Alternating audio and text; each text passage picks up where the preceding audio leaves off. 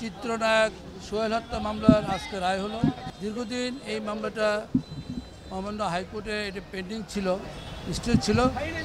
পরবর্তীতে এটা হাইকোর্টে অ্যাপিল ডিভিশনের নির্দেশনা অনুযায়ী এই মামলাটা দ্রুত বিচার আদালত 2-এ এই মামলাটা বিচারাধীন ছিল এবং সাক্ষ্য গ্রহণের মাধ্যমে আজকে মামলার চূড়ান্ত যে রায় সেটা আজকে দেওয়া হলো। এবং এই মামলায় যে মোট 9 জন আসামি, এই 9 জন আসামির মধ্যে এখানে আজিজ মোহাম্মদ ভাই ছাড়া আরও অন্য বান্টি ইসলাম এরাও এই মামলায় আসামি ছিল। এই 9 জন আসামির বিরুদ্ধে আজ এই মামলার সাক্ষ্য গ্রহণ করা হয়েছে। আজকে যে আদালত যে সিদ্ধান্ত দিয়েছে, যে রায় দিয়েছে, সেখানে 3 জন আসামিকে যাবজ্জীবন কারাদণ্ড দেওয়া হয়েছে এবং 2 লক্ষ টাকা জরিমানা অনাদায়ে 1 মাসের কারাদণ্ড দেওয়া হয়েছে। এবং সেই আসামিরা হচ্ছে আদনান সিদ্দিকী, বান্টি ইসলাম এবং আজিজ মোহাম্মদ ভাই। এই 3 জনকে যাবজ্জীবন কারাদণ্ড দেওয়া হয়েছে। আর বাকি যারা আছে তাদেরকে এই মামলা থেকে বেকসুর খালাস দেওয়া হয়েছে। দীর্ঘদিন এই মামলাটা পেন্ডিং ছিল এবং সাক্ষীর জন্য এটা ধার্য ছিল, কিন্তু সাক্ষীদের সেভাবে পাওয়া যায়নি। এই মামলায় মোট 39 জন সাক্ষী ছিল। আর সবচেয়ে বড় কথা হচ্ছে যে এই মামলায় যে আইও সাহেব ছিলেন উনি মারা গেছেন।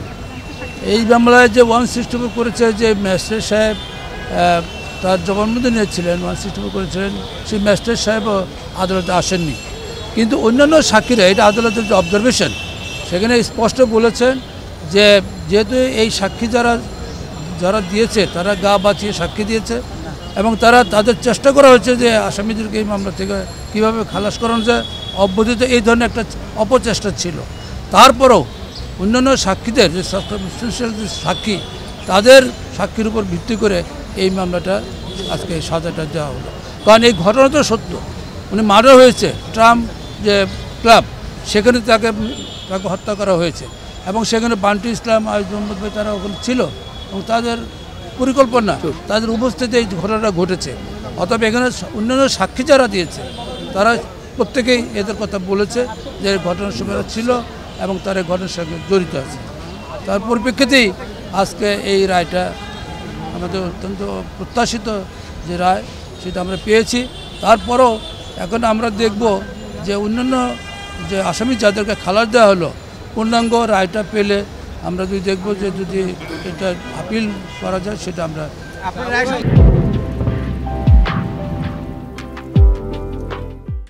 কথা হলো যে আমরা পূর্ণাঙ্গ রায়টা পাওয়ার পরেই আমরা এটা বুঝতে পারবো যে এটা আমরা আপিলে যাব কি যাব না।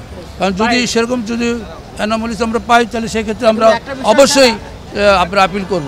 রায়টা বিশ্লেষণ করে দেখব যে আপনি যে বললেন যে করার পরে চার্জশিট দেওয়া হয়েছে এবং তারা গুলি করেছে, অবশ্যই এই জিনিসগুলি আমরা দেখব যে কোনো ব্যত্যয় ঘটেছে কিনা এবং সেখানে কোনো আমাদের আদালত কোন ভুল করেছে কিনা সেগুলো আমরা দেখে আমরা সিদ্ধান্ত নেব। তাদের এরা পরিকল্পনা করেছে এবং এখানে যারা ষড়যন্ত্র করেছে এবং ঘটনাস্থলে উপস্থিত থাকুক না তো, বাইরের থেকে যদি কলকাঠি নিয়ে থাকে এবং সেটা যদি সাক্ষীর মাধ্যমে সেটা প্রমাণিত হয়, তাহলে তো আসামির অবশ্যই শাস্তি হবে। হুকুমের আসামিরাও কিন্তু শাস্তিযোগ্য অপরাধ। যে গুলি